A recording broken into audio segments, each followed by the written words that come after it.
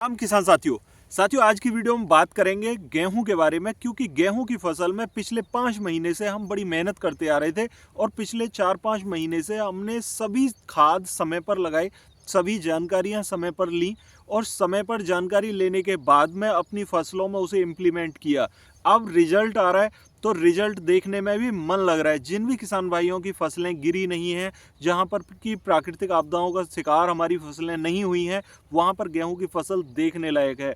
इस बार गेहूं की फसल की पैदावार अच्छी है और खासकर बात करूं मैं आज की वीडियो में तो DBW 303 की बात करूंगा, क्योंकि मेरे खेतों में मैंने 4 वैरायटियां लगाई हुई थी। चारों के बारे में अलग अलग वीडियो आपको दूंगा।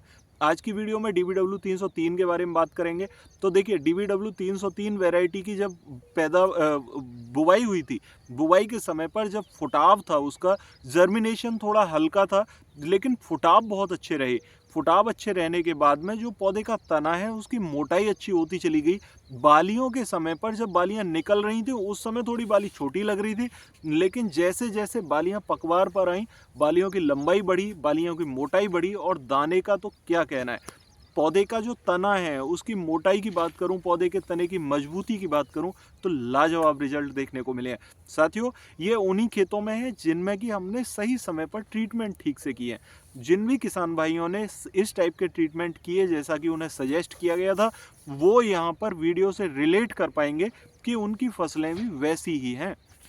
आज की वीडियो में मैं दिखाने जा रहा हूं आपको कि किस टाइप से बालियों का फुटाव रहा है, बालियों की मोटाई रही है, बालियों में दाने कितने हैं, और आप भी ये बताएं कि आपकी फसलों के अंदर किस टाइप की पैदावार देखने को मिल रही है। यहाँ पर मैं आपको एक पौधा दिखाता हूँ, ये देखिए, ये एक पौधा मैंने यहीं से निकाल के आपको दिखा रहा हूँ।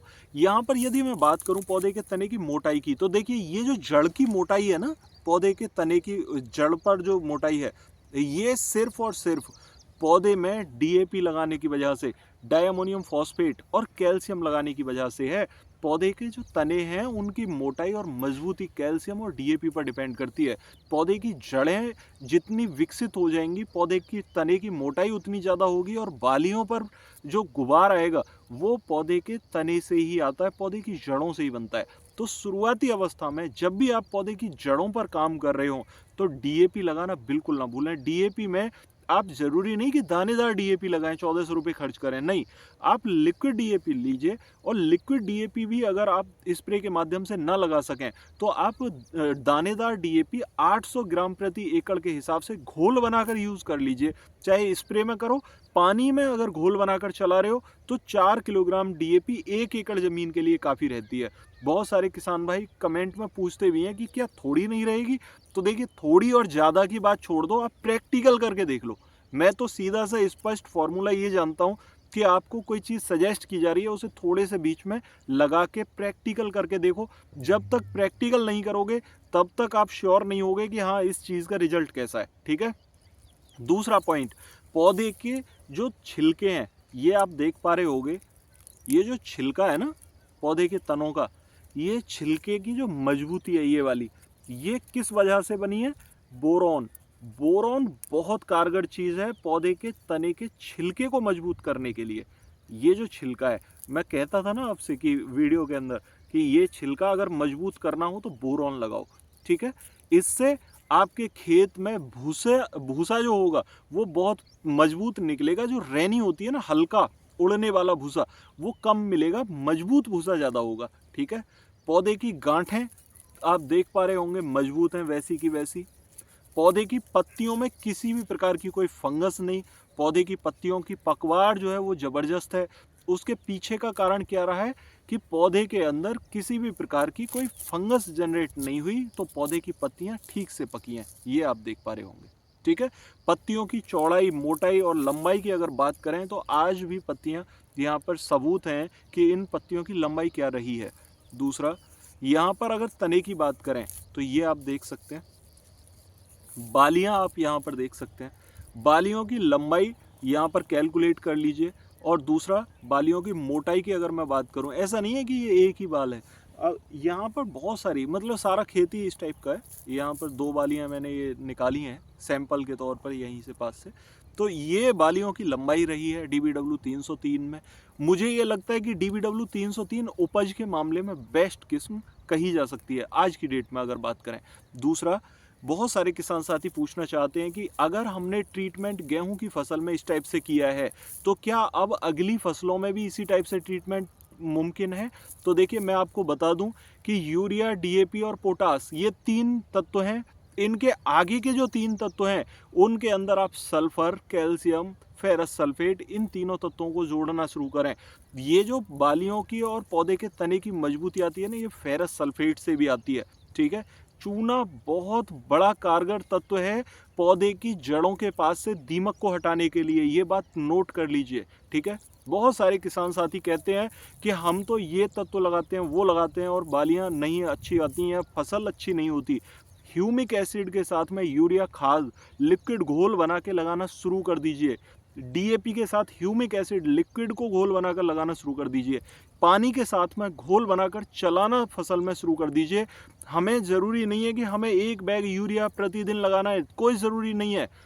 आप सिर्फ 6 किलोग्राम यूरिया को पानी के साथ घोल बनाकर चलाइए, रिजल्ट देखिए। जब बालियां गोभ में आ रही हों तो यूरिया यहाँ पर समथिंग 3 से 5 किलोग्राम यूरिया का बुरकाव करो मात्र, उसमें लगा सकते हो तो कैल्शियम क्लोराइड उस टाइम पर बहुत कारगर रहता है। कैल्शियम नाइट्रेट अगर लगा रहे हो तो दानेदार का सीधे बुरकाव कर सकते हो। जब बालियों का समय आ रहा है तो यहाँ पर आप बोरॉन और 0050 लगाना बिल्कुल ना भूलें।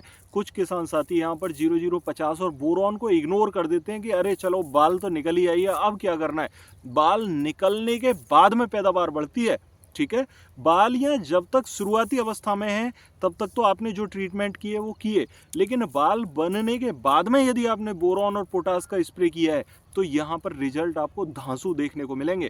जबकि यदि आप धान की फसल कर रहे हो या मक्का की फसल कर रहे हो या आपने ज्वार, बाजरा या गन्ना की फसल करी है तो कैल्शियम क्लोराइड यहाँ पर फुटाव लाने में बहुत मददगार होता है। जब आप शुरुआती अवस्था में हैं तो पहली सिंचाई के समय पर यूरिया खाद के साथ में कैल्शियम क्लोराइड और ह्यूमिक एसिड, ये 2 तत्व ऐसे हैं जो कि फुटाव निकालने में बहुत कारगर होते हैं। जब भी आपकी फसल में ये लग रहा है कि फुटाव नहीं आ रहा है तो फुटाव लाने के लिए कैल्शियम क्लोराइड का यूज़ करना शुरू कर दें। आपको यकीन के साथ कह सकता हूँ कि फुटाव गारंटीड आएगा। ठीक है, यदि आपको लग रहा है फिर भी कि फुटाव अभी भी कम आ रहा है तो फुटाव के लिए आप जाइम तत्व का यूज़ करना शुरू कर दें। जाइम यदि नहीं मिल पा रही है DAP का यूज़ करें, DAP भी उपलब्ध नहीं है तो जिप्सम का यूज़ करना शुरू करें। ये आपके खेत में फुटाव लाने में कारगर होते हैं। इस टाइप से यदि आप ट्रीटमेंट करोगे तो आपको बढ़िया रिजल्ट मिलेंगे। कुछ भाई पूछना चाहते हैं कि गेहूं की फसल में तो इस टाइप से ट्रीटमेंट किया, अब धान की फसल में किस टाइप से ट्रीटमेंट करनी है। जो तत्व गेहूं में लगाए हैं, ठीक है, गेहूं में थोड़े कम लगे हैं, उन्हीं तत्वों को धान में लगाना है। धान में क्या काम करना है, गेहूं में हम लगभग 80 दिन तक ये काम करते रहते थे कि हमें खाद लगाने हैं। ठीक है, गेहूं धान की फसल में 30 दिन के अंदर 3 डोज लगाना बहुत ज़रूरी है, खासकर 1509 और 1692 धानों के लिए। तो 3 महीने के अंदर अगर ट्रीटमेंट 1 महीने के अंदर यानी 30 दिन के अंदर 3 डोज यदि धान की फसल में दे दोगे तब तो अच्छे उत्पादन ले पाओगे। यदि धान की फसल में 30 दिन के बाद में डोज लगा रहे हो, चाहे उसे 50-60 दिन तक लगाते रहो, कोई ज़्यादा रिजल्ट नहीं मिलने वाले, क्योंकि फुटाव लाने में पहले 30 दिन कारगर होते हैं। क्योंकि आपकी नर्सरी में 25 से 30 दिन का समय चला जाता है और फिर 30 दिन का समय सिर्फ फुटाव के लिए मिलता है आपको खेत के अंदर। यदि आपको खेत में फुटाव लाना है तो पहले 30 दिन में 3 खाद लगाना जरूरी है और इसी के साथ में आप आगे बढ़ पाओगे। आशा करता हूँ आप मेरी बात समझ पाए होंगे। अपने खेत के अंदर DBW 303 वैरायटी के अंदर जितना भी उत्पादन हुआ है कमेंट बॉक्स में ज़रूर बताना, ताकि आपके रिव्यूज़ के आधार पर हम दूसरे किसान भाइयों को भी सजेस्ट करें कि भाई ऐसा करो, उससे आपको बढ़िया रिजल्ट मिलेंगे। आप अपने फॉर्मुलेशन के अनुसार भी बताएं कि आपने क्या फॉर्मुलेशन लगाया जिससे कि आपके उत्पादन बढ़े, पिछले साल का एक्सपीरियंस क्या रहा, ये भी अगर मेंशन करोगे तो दूसरे किसान भाइयों को समझने में आसानी होगी कि इस टाइप से किसान साथियों को उत्पादन में मदद मिलती है, उत्पादन बढ़ाने में मदद मिलती है। आशा करता हूँ आप मेरी बात समझ पाए होंगे। फिर भी यदि आपकी कोई क्वेरी हो तो कमेंट बॉक्स में ज़रूर बताइएगा। यदि चैनल पर नए आए हैं तो चैनल को सब्सक्राइब करना ना भूलें, क्योंकि इस टाइप की ज़रूरी जानकारी मैं आपको देता रहता हूँ। मिलते हैं अगली वीडियो में, तब तक के लिए नमस्कार किसान साथियों।